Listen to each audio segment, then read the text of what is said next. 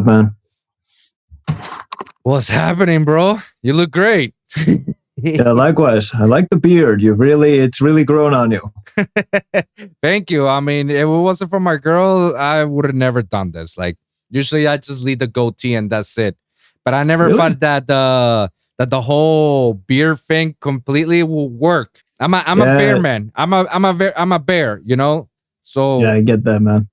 It takes a while for this to grow because the chin area, it's easy, but the side is like, it takes forever, but apparently it worked, man. Yeah. I usually just keep it around this area. I just shaved recently because the goatee doesn't work for me because it just makes such a lump on my neck, and I don't get the side. So I'll keep my Robert Downey Jr. beard. Oh, so we're going Iron Man now style, huh? Yeah, I wish if I had the money. I mean, you can still go the beard shape like that, but the money part, we need to invent Iron Man and the reactor. Yeah, definitely. Yeah. So how's it going, bro? What brings you? What's new on your world, man? Currently, I'm working 3 jobs, so nonstop action for me. Jesus, 3 jobs. What did you say? I remember last time was you're a mailman and you're right now writing the show. Yeah. What's the third job? I do that in the early mornings. Actually, I tend to gardens and mow lawns from like 10 in the morning till 3, and then I start my post office work right after 4, and then I just go home and write until I fall asleep. Holy crap, dude! That's your life right now? Yeah, it's gonna be this. It's just gonna be that. That's my whole summer.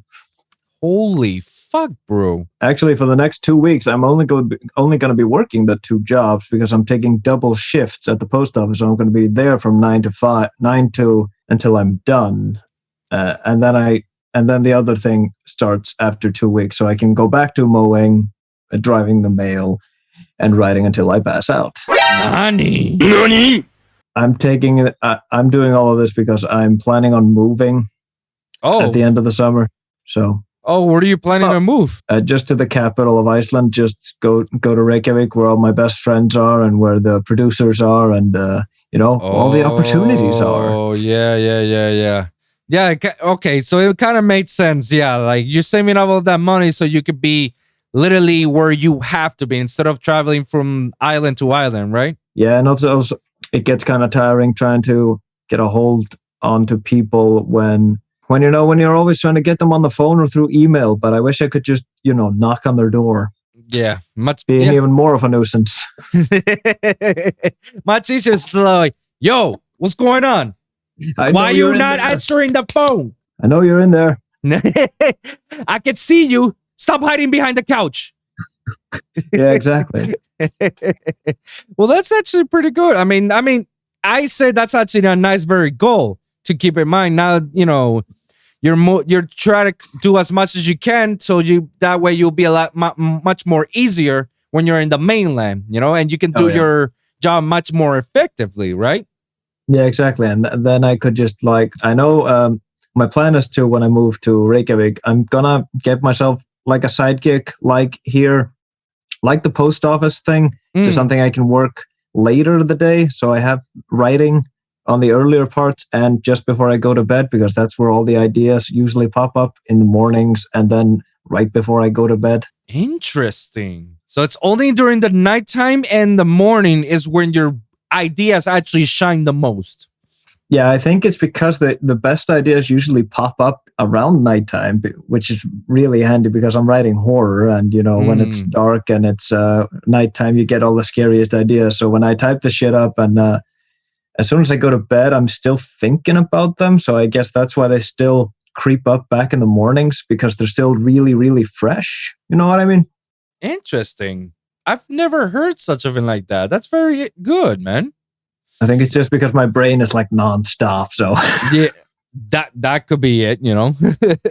I mean, some of the things that I've heard that when you actually dream of something, you tend to write it down when you wake up because you're gonna forget about it later on if you don't write it down. So it's interesting how your mind actually sets to work that as soon as you wake up, it's like, I still remember what I did last night. And just like, here's the ideas and write it down. Let's go.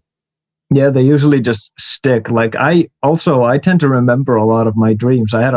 Because my dreams are like fever dreams. They're so weird that how can I not remember them? They're never just plain, actually. Like the other night, I had my first nightmare in about a few years.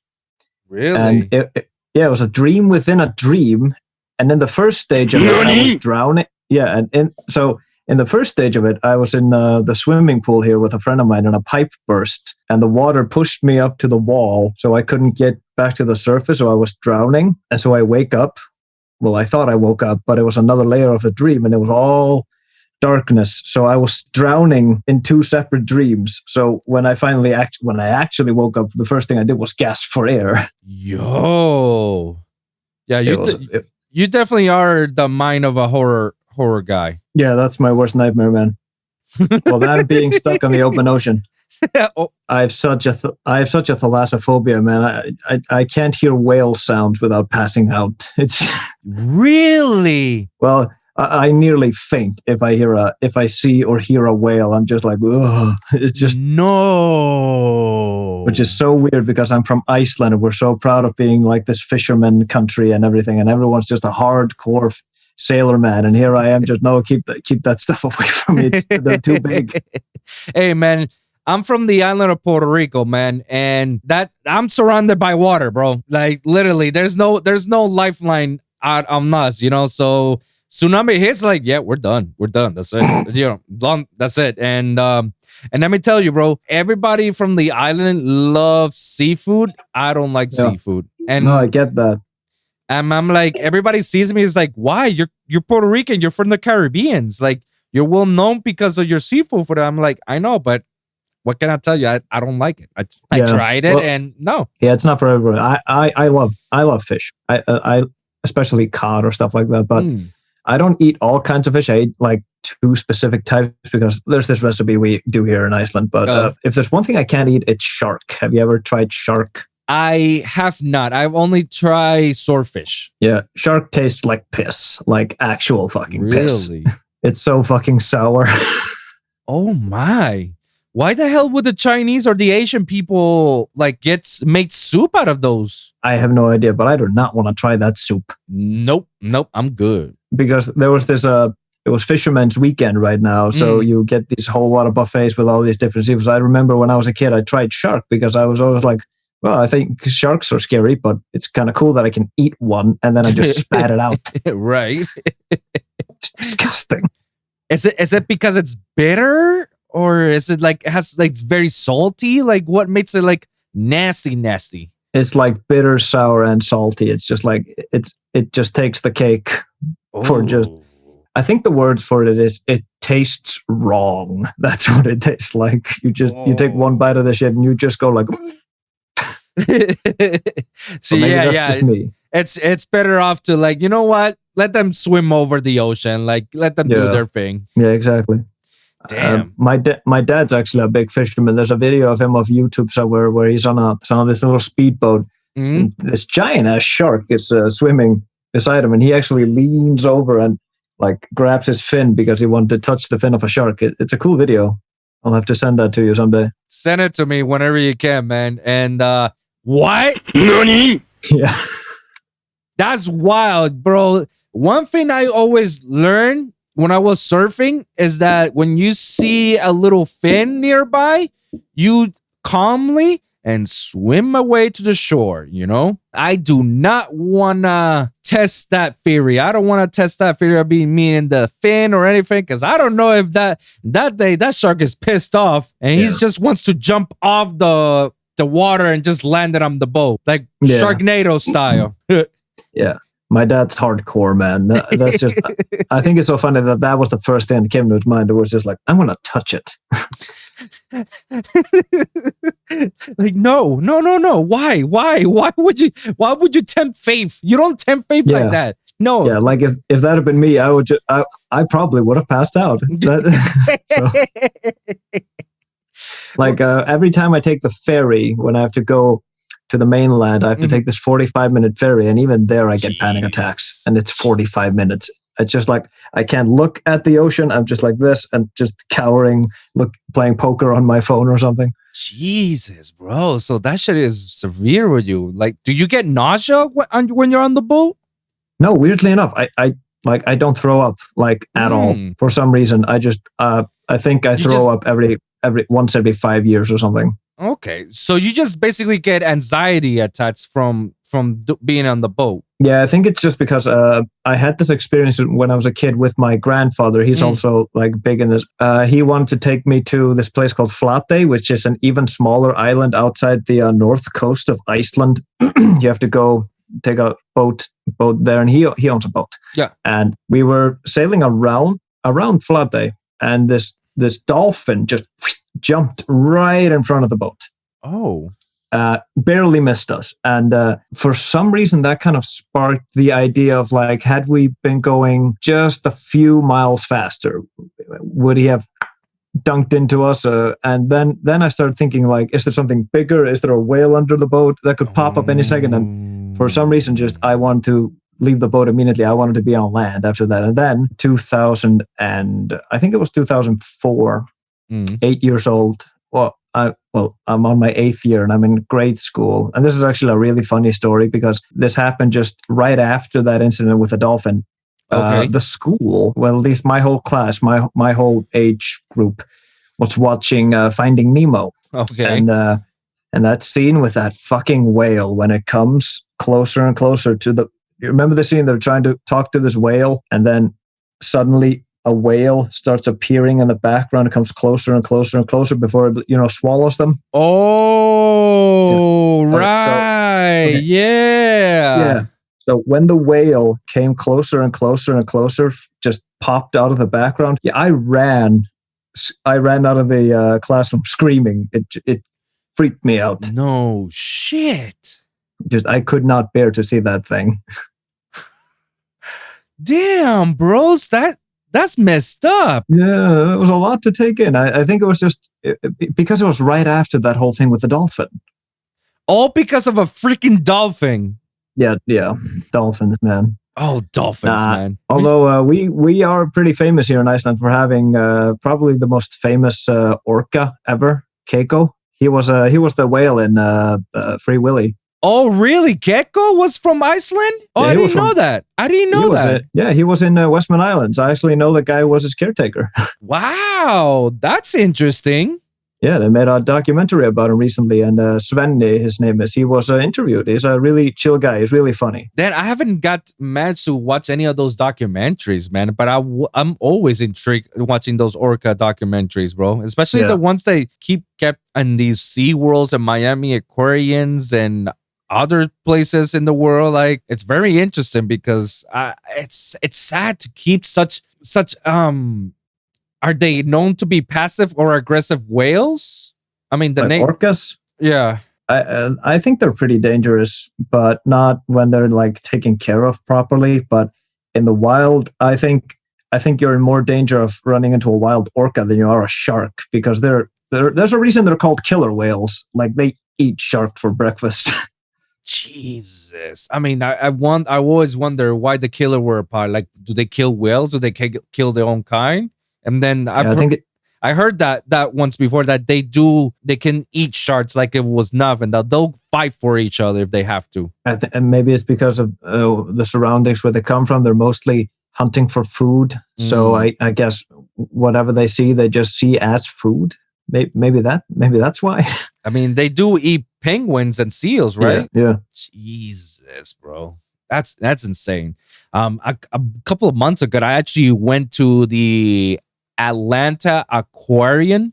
It's known to be like the biggest aquarium in the East Coast side of the United States. And it was interesting because it was celebrating my girl's birthday, and we went there. That place is huge. When I tell you it's ridiculously huge, I mean, they got a tank of the size of a football field that has 2 whale sharks. Not one, 2 whale sharks. And in that same tank, it has a couple of huge giant manta rays swimming around. And then everything else is just little fishes here and there, whatever size that they are. And then that's one tank. The other tank is they have a beluga whales, like the white whale. Yeah. Like they got like 3 or 4 sets, something like that. They were humongous. And then they got another tank in which they got a bunch of other sharks, like talking tigers, reefs, sand tigers, like black tits, bulls, like. And then what the rest of it is just dispersed with other mini tanks. Like they got one with penguins, they got one with dolphins, they got one with this and that. And I'm like, it's humongous. And when I saw those whale sharks, wow, they're amazing, unbelievable, bro. Like you appreciate life itself when you see fish like that. It's unfortunate that that you get to see them captivated. Yeah. But sometimes I feel like maybe it's good or maybe it's bad, because I feel it's bad because you took them out of their homes, and now you're putting on display for show and shit and whatnot for people for your own profits. But at the same time, I feel it's good because some of these animals, they get hunted and they get ran over and they get killed. So it's a flip of a coin in which, like, look at the bright side to this. At least they're alive. At least they're being get fed up every day. They're safe. Nothing's gonna happen to them. But at the same time, it's like, man, this sucks that all these animals are here. Yeah, I get you. It's a weird scale to balance it off. Yeah, See, when it comes to aquariums like that they're not doing any trickery shit. Like they're just there to preserve the animals and just give them a chance for them to live. I don't have a problem with that, because at least they're doing it for them. They're trying to learn more about them and then try to, feed them and, kept them alive, while other aquariums, like, the Sea Worlds, that they use animals for their own entertainment purposes, like, trying to train a fucking killer whale into behave. It's like, hey, behave yourself. Yeah, exactly.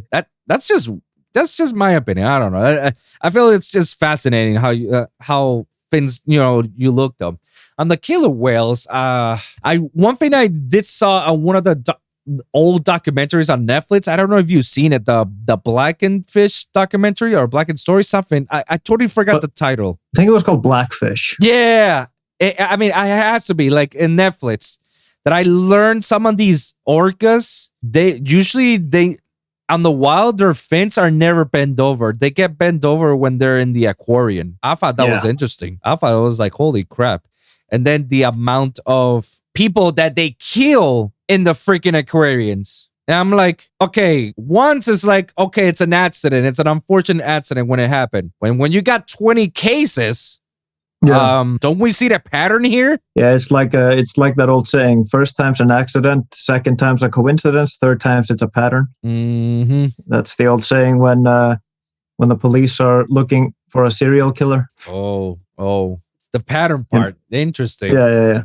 Well, I gotta say, I did not expect us to go into this whole aquarium killer whale mumble when you asked me to come back to your show. I gotta say, this has been an interesting turn. Hey, it's called the Lone Wolf Podcast, man. We talk about anything, man. Whatever comes out of our minds, let's go for it, man. So right now, since we're now changing the subject into serial killers, how's the horror show going with you, man? Well, it's doing pretty good. Thanks for asking, by the way. It's currently just in the writing phase because because of all of my other shenanigans of having multiple other jobs, I haven't been able to get like my best ideas out there just yet because I work myself tirelessly. Also, my sister and her boyfriend are currently living with us right now until they can move into their own place. So there's a baby here. So sometimes I have to take care of her. Which I don't even complain about because I love that kid. It's my favorite. Congratulations. Well, yeah, it's funny. I keep myself really busy. Like last weekend, that was supposed to be my weekend off, and I went to the capital, but I was always on the move. Like I had to be this at this o'clock and this at this o'clock, and I had to be at place. So it didn't even feel like a weekend off. It just felt like I was doing more of my usual stuff, but in Reykjavik instead. That's pretty good, man. I mean, as long as you keep yourself busy doing things, you're never bored, you know? Exactly. And I got this killer tattoo out of it, though. Let's see the tattoo, bro. Let's go and see it. Yeah. Let's put it in front of the camera here. Ooh, nice. Man, Stardust Dragon looks beautiful. It's pretty gnarly. Yeah. I thought you were actually going to color it, like have the actual Stardust skin color, like all white and blue and purple and green all around. But even... Yeah, that probably would have bumped up the cost. But I like it like this. It gives it a bit of a manga vibe because the manga is always in black and white. So. Yeah. No, the guy went super detailed, man. That's pretty dope. Yeah, it's phenomenal. And I always find it fascinating how after having gotten a tattoo, this is my very first one. Oh, how much people hyped up the pain because this just tickled.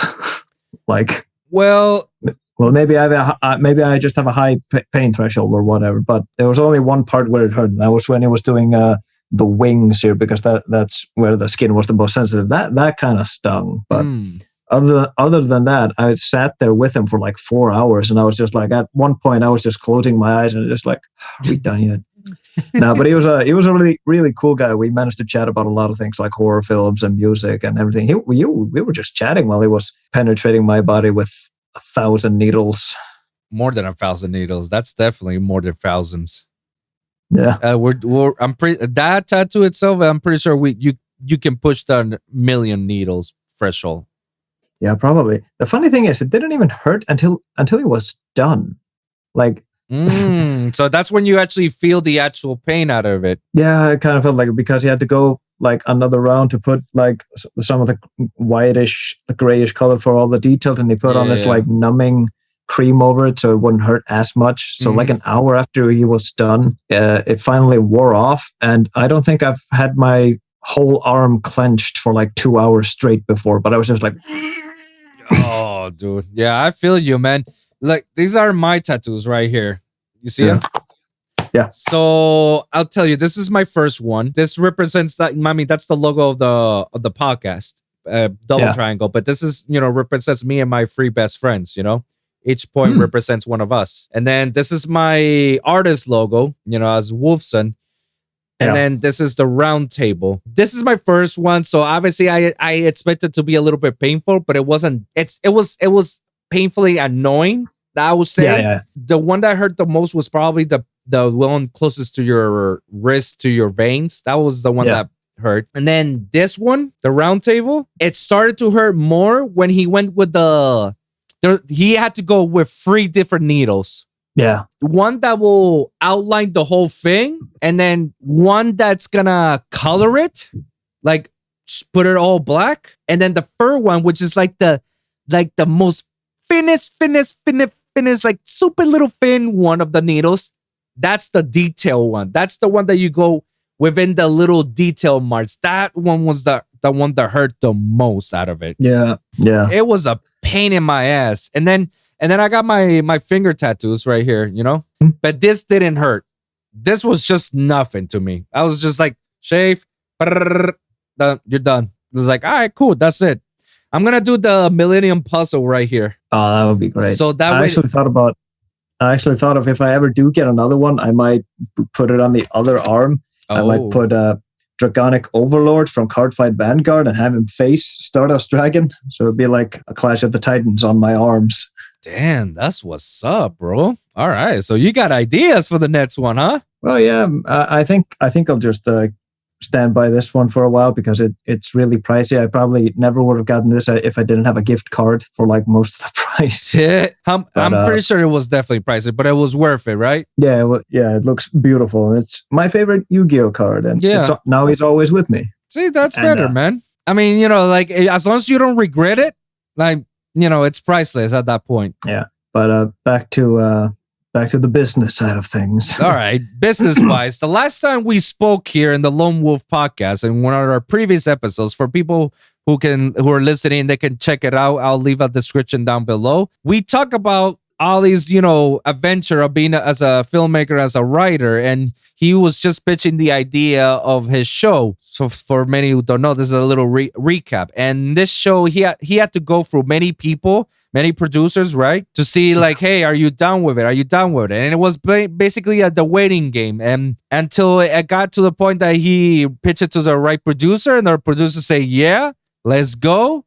And now he's actually finally writing the show. Can you tell more details about the show, like the name and the little synopsis, and where's the direction that it's heading right now? I don't think I can give the title yet. So. Okay. All right. That's fair enough. We had a bunch of different titles working until I finally found the one I was comfortable enough with, because I wanted the title to make it, it has to have a certain hook. Like you have to think about, see the title and you're just like, okay, so what's that about? Okay. But it's still the same story. It's about these three young people finding themselves through the adventures of paranormal investigations across Iceland. And it's really about them discovering who they really are through these ghosts and all the shit they encounter. And they have like their own personal issues. Like two of them have been in abusive relationships.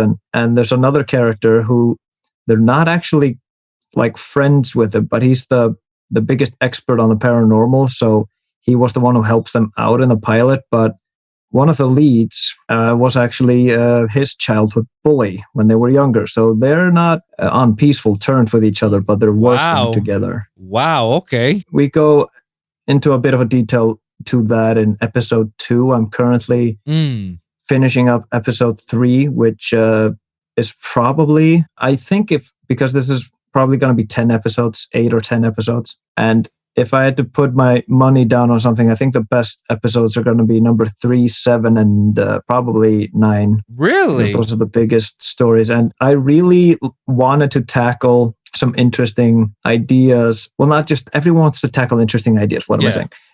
Like tackle the themes through the ghosts, because I don't like when horror is just scaring you to scare you, like jump scares and all that shit, because I wanted to like mean something. And that's why like the pilot really is about toxic relationships. It's not just about the ghost in it. It's really about being in an abusive relationship and infidelity and all that shit. You get me? Yeah. And then, okay, I'll admit the second episode is really, it's a big ghost episode, but it has like this horrifying backstory.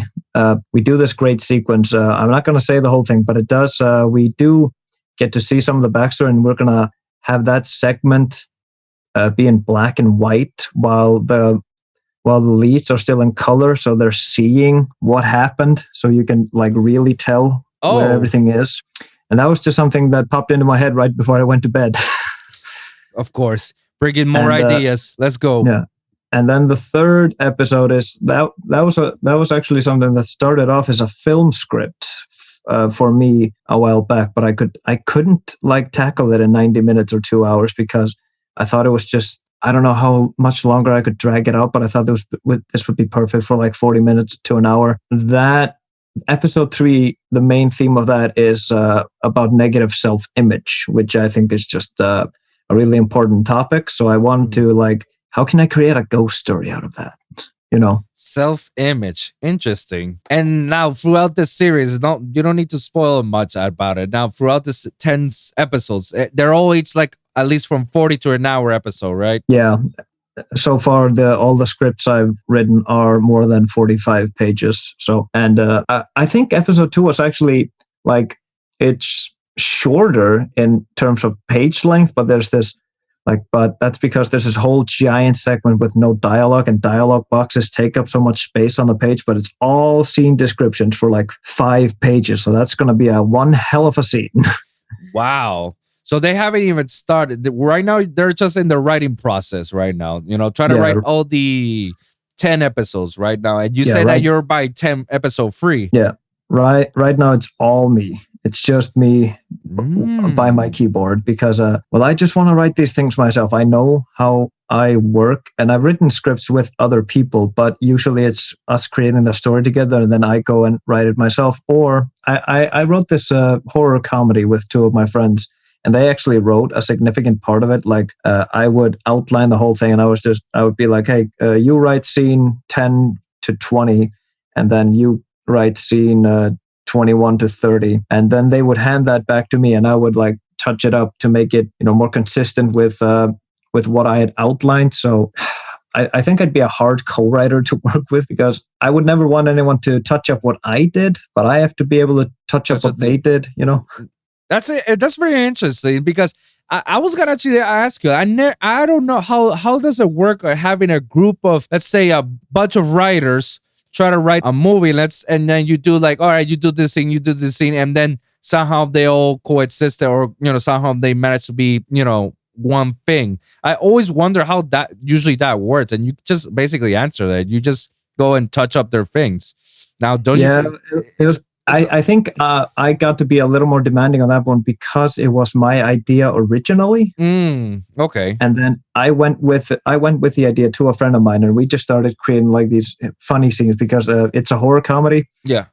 It's about these young adults who go into a house and try to rework it into something else.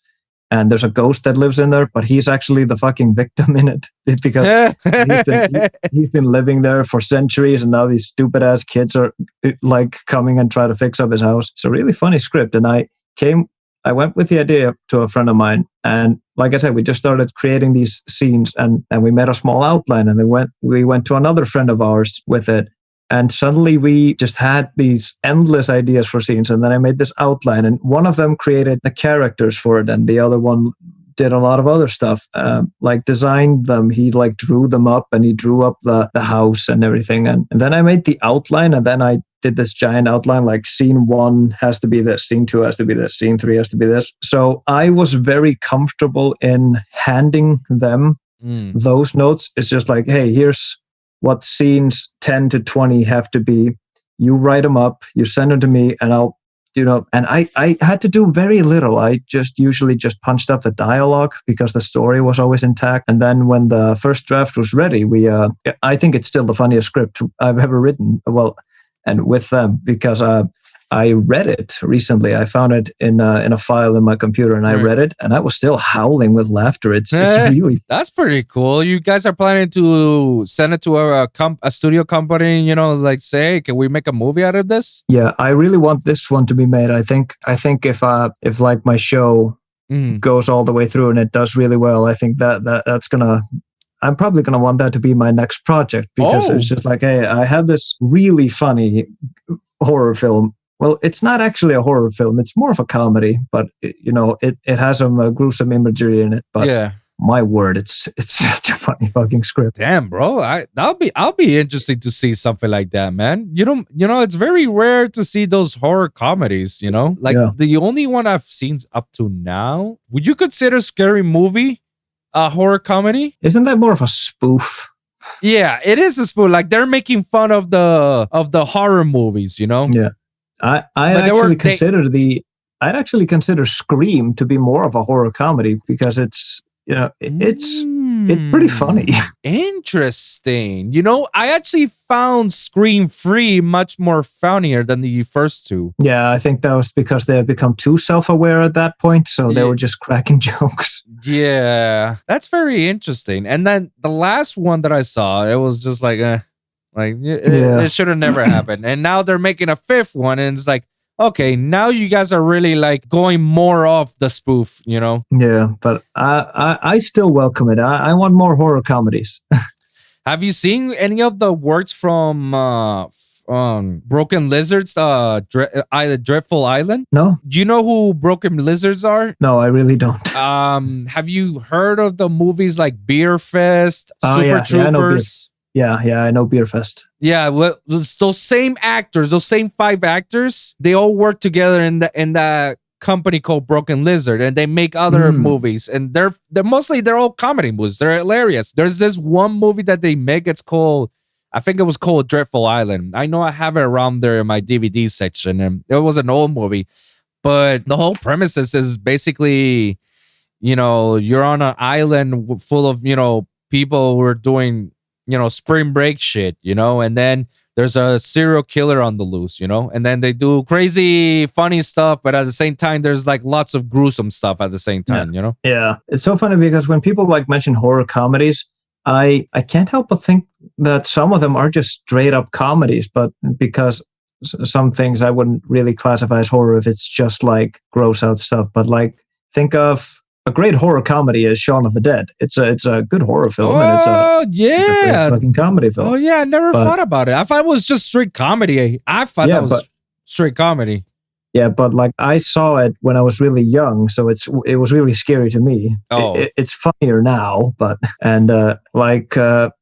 one horror comedy that always makes it on top of horror comedy list is honestly a film that I consider just a straight up comedy. It's Tucker and Dale versus Evil. You've seen that one? I haven't, but I have seen clips of it. Yeah, like it's amazing. Like it's basically like coming off. It's the same thing as Ash versus Evil, right? Like only in this case, there's just two hillbillies. Yeah, and all of these young adults think they're trying to kill them, but they're really not. They're just really, they just come across that way, and that's what makes it so funny. Like they think he's coming after them with a chainsaw, but the reality is he's running from a hive of bees. And I like that play on perspective. That's what I did with my horror comedy script, Moonlight Manor. It was called. Like it changes perspectives. So from the perspective of a ghost, it's really a comedy. But if you look at it from the perspective of the young adults, it's a horror film. It's wherever we're focusing on, it changes tones. That's pretty interesting. Now, what would you consider to be comedy horror? Like what is it that makes it, the horror aspect inside of that comedy? Is it, like you said, is it the gruesome part that's what makes a comedy horror? I just think like when you find the correct thing to emphasize on, like Shaun of the Dead has some great horror stuff in it, but it's funnier. It's more funny than it is horrifying. But then you have like scenes of the zombies ripping out that guy's chest, and it's just, that's terrifying. Okay. So, and I can't really let's say like Ash versus Evil Dead, the series. That's a horror comedy series. Yeah. And also, like Evil Dead 2 is a horror comedy. Well, it is nowadays. It was probably scary back then, but it's really a horror comedy. Yeah. Today. Especially when he loses his fucking mind. That's a great scene. That's like, and I'm like, okay, you just lost it. That's it. Like, that's it. The evil won at that point. Yeah. I just remember when I was watching the trilogy with my friend, and we actually have one of those deer heads in our home. Oh. Yeah, and he hadn't realized that yet. So when we were watching the movie, and then he just looked to his sides, and it was right there. He just went, yeah.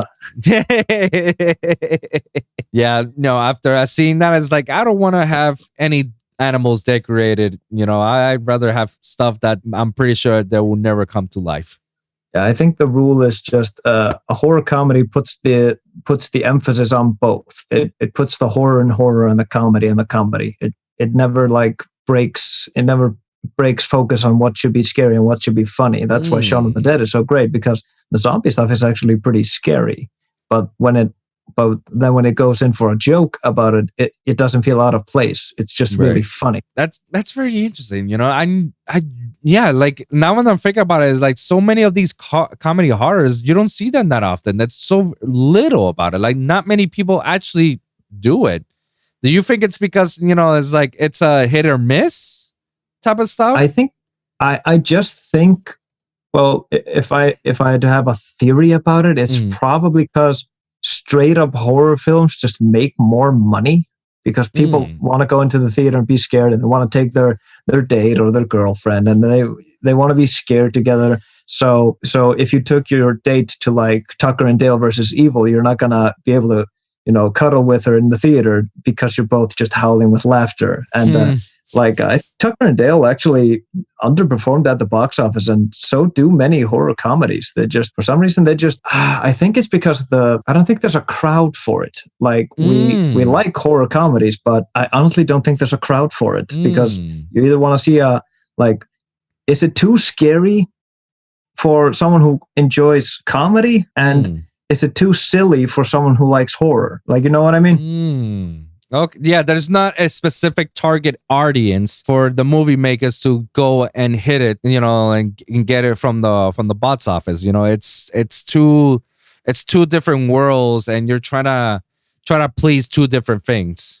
Yeah, and also if you're like doing a horror comedy, you have to really write that line like carefully. Like this has to be scary, but this also has to be funny. But now you have a scene where you don't know which which it is. Do you believe that doing a comedy horror is much more harder than to do a simple horror or simple comedy? Yeah, I honestly think so. I think like because like writing a good horror film or doing a good horror film is really hard, and making a really good comedy is also really hard. So if you're trying to go for a horror comedy, like good luck.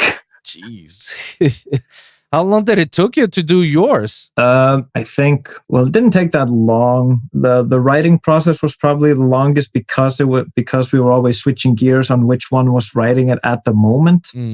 Because I usually type really fast. Like sometimes I'm afraid smoke will come out of my keyboard. But I think it took us 3 months to write it. But that was just like the first 2 months went into all the ideas and the synopsis and outlining, and the latter month went into the writing part. So Jeez. like that's my whole writing process. I type fast, but I'm such a slow starter. Like I had this idea once for this young adult film. Like it was really inspired by Dazed and Confused, and I worked on that idea with a friend of mine for like 3 weeks. And then when we had the whole idea, it only took me 2 days to write the whole script. Interesting. 2 like days. I say, I 2 days. Fast. Right. Yeah, but your whole process is like, I guess, like I'm thinking about it, and it's like, okay, da da da da da da da da da da da da, like a train. Yeah, exactly.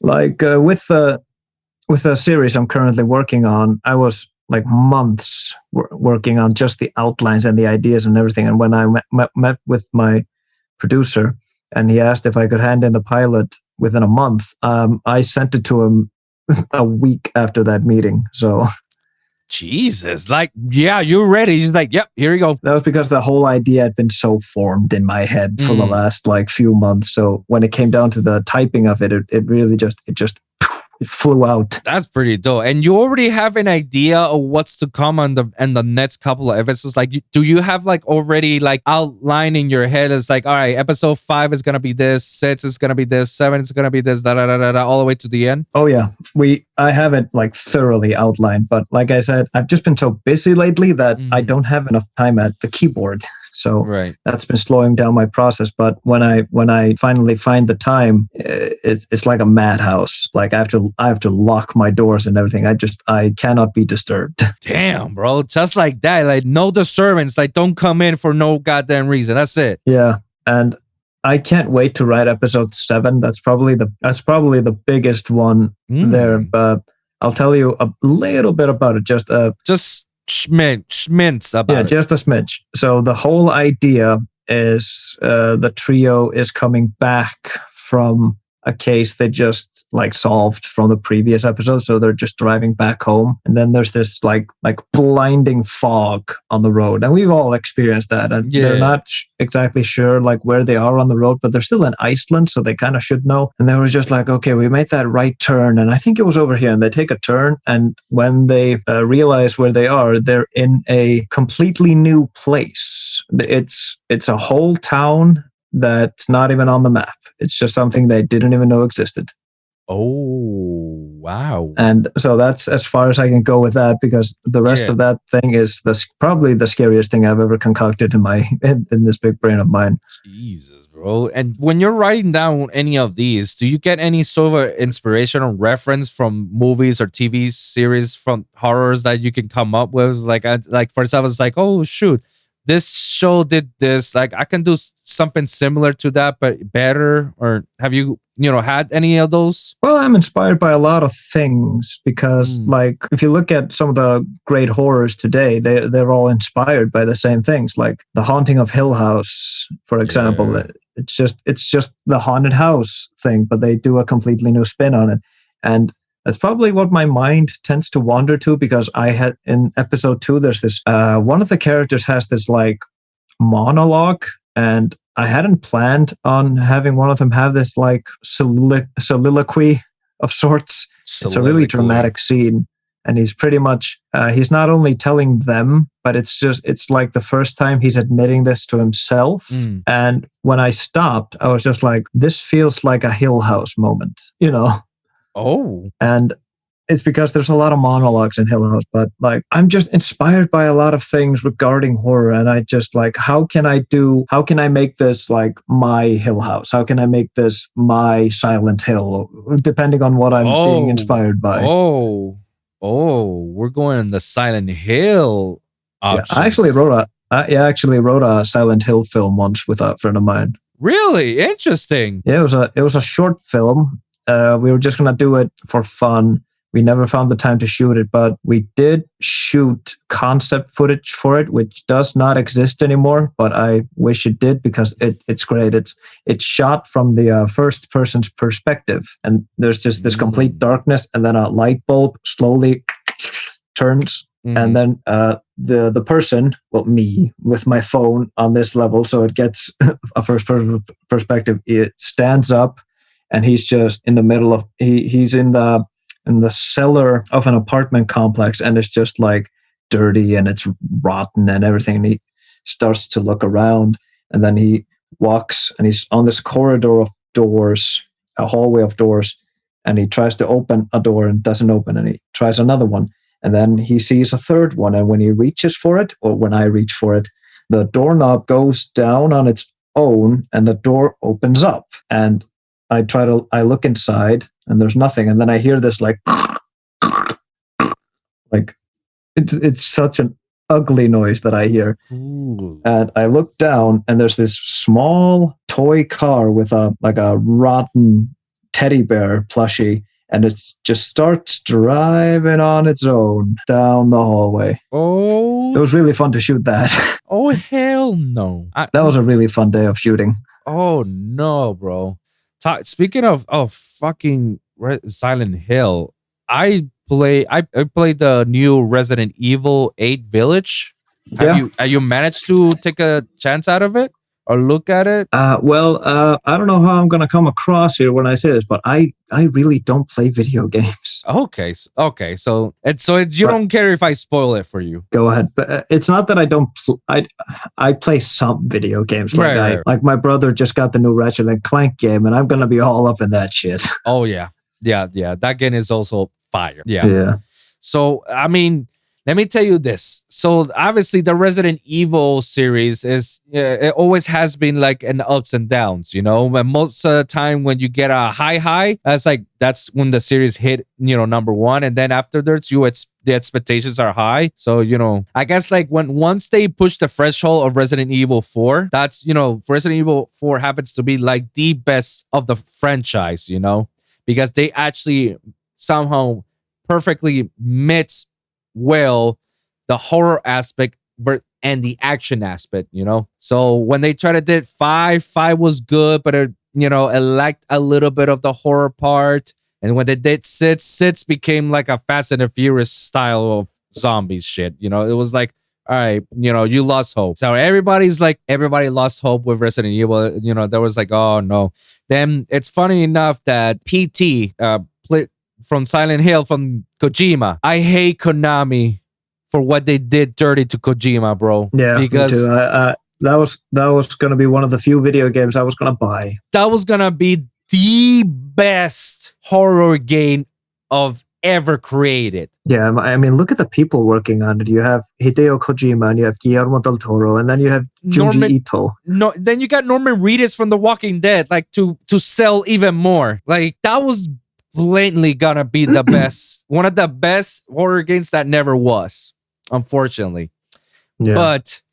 But because of that little demo, it sparked, inspiration from many games. I've seen a lot of PC games from PC companies that do PC games that took a lot of inspiration from PT, and they did their own games based on that. Like Visage is one of them. It's actually pretty cool. I've seen some of the footage. It was like, holy shit. Okay, this is like, I don't fuck around with this. No, definitely.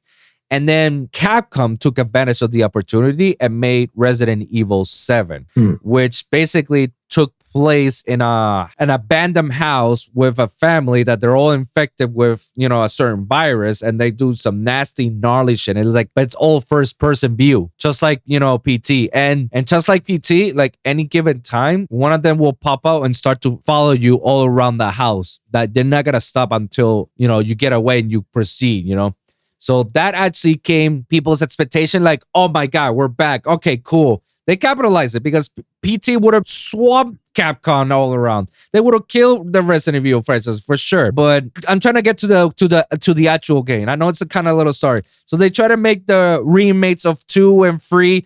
2 was amazing. 3 was kind of a flop.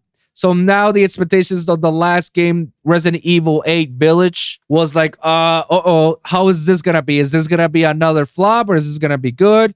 So the expectations were all around. When the game landed, it landed perfectly. It was like, this is exactly what we were expecting. Like, this is great game. This is a great game because they managed to influence a lot of horror aspects into the game. Like, they put vampirism, lycanthropy. They kept machinery horror. They kept PT style horror, like ghosts and dolls and mermaid horror. So it's just like horror's greatest hits. Basically, it was horror's greatest hits all under one game, and somehow it managed to blend in perfectly.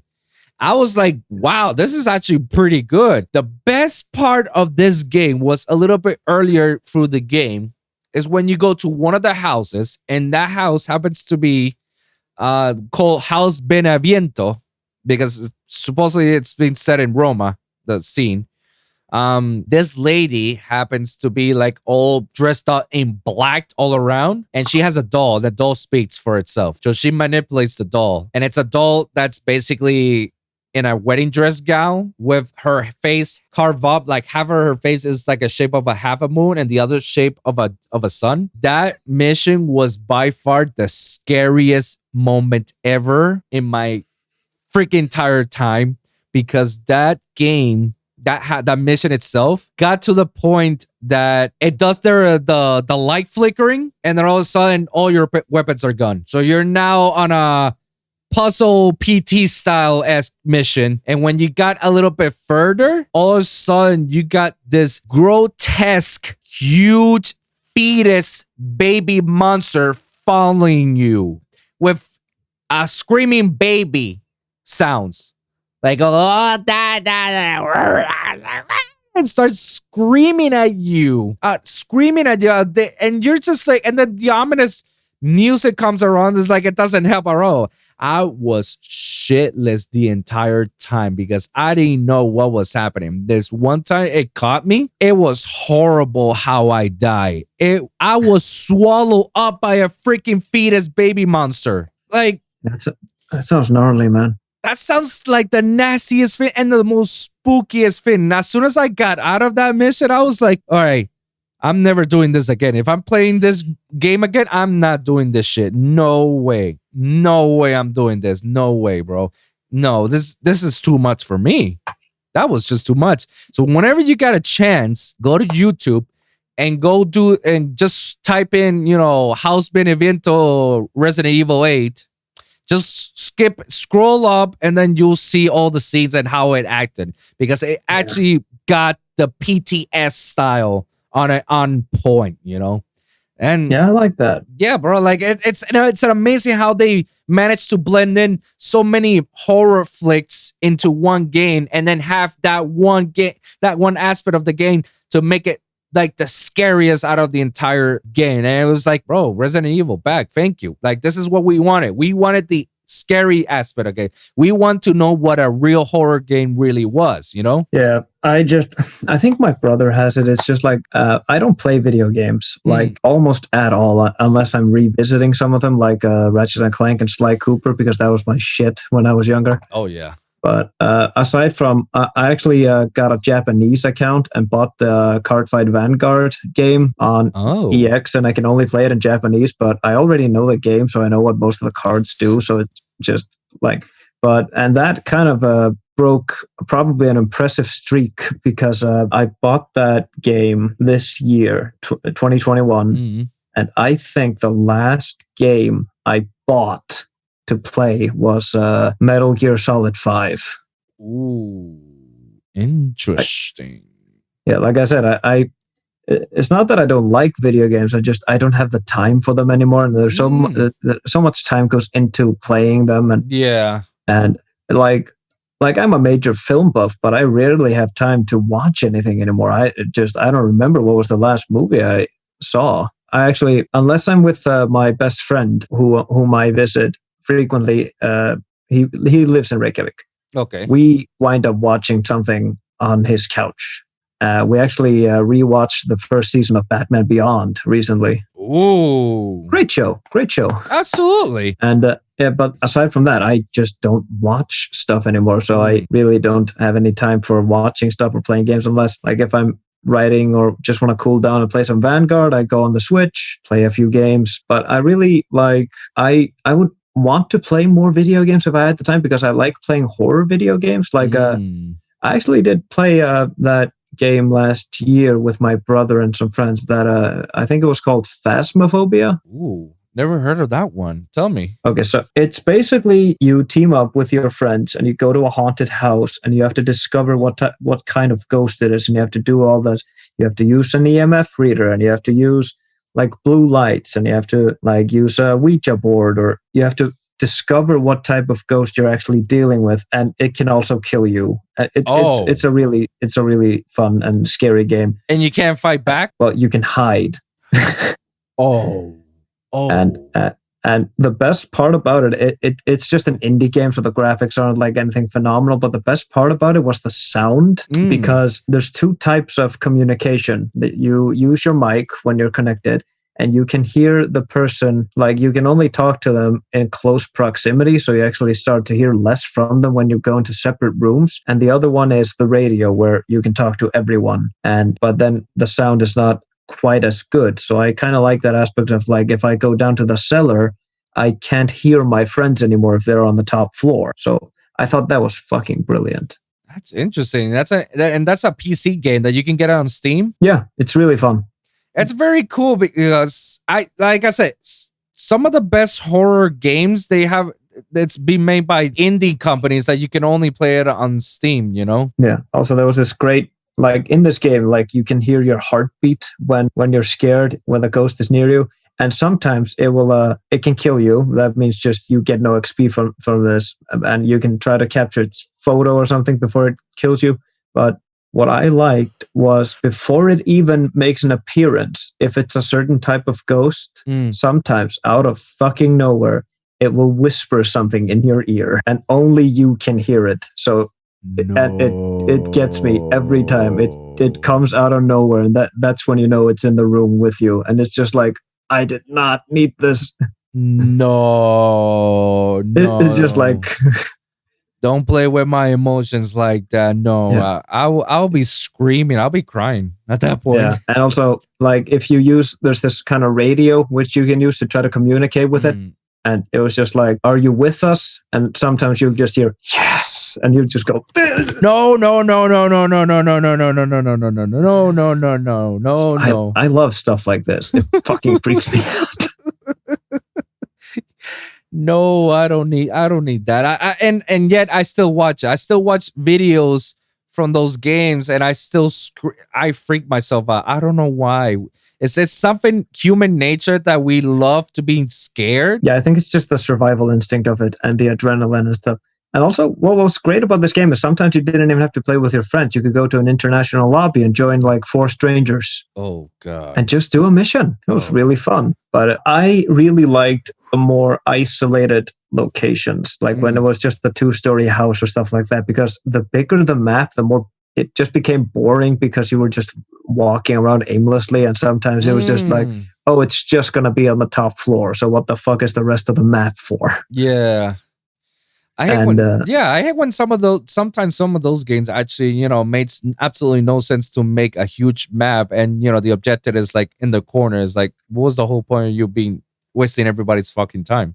Yeah, and also you have in Phasmophobia, you have this sanity level. It starts at 100, and the more time you spend in the location, it goes further down, which means you're more likely to get like killed by the ghost if you actually like bump into it. So when you're in this huge ass fucking map and you just get lost because it's a giant map, your sanity level keeps going down, which means like that's how I died once, because I've just been wandering around aimlessly because I couldn't figure out my way back. And then they finally went like, we're on the top floor, and I was just like, okay, I'm at the stairs, blah blah blah blah blah, and I went up, and I finally reached them, and that's when the ghost attacked and killed me. Oh wow. So So I was just like, I did all of that for nothing. For nothing, basically. Man, that's some wild stuff, bro. I was actually gonna ask you about one of the video games that I recently finished the Five Nights at Freddy's. Yeah, what you think? I liked it. I'm actually much more intrigued and involved with the story, because I thought, by the first game it was like, okay, it's a security game, like those fucking animatronics. Yeah, bro, like I don't want to be near any fucking after I finished the Five Nights at Freddy's, it's like I don't want to be near that. Like this is so wild, but the story itself, like when you see it as a whole, like wow, the creator, kudos, bro. Yeah, there's a lot of lore. There's a lot. There's books. I didn't know there was books around it, but it's insane. Yeah, I recently saw this, I think it was an hour-long video essay about the whole story and lore, because, like I said, I'm not going to play those things, but I'm fascinated by a good story, so...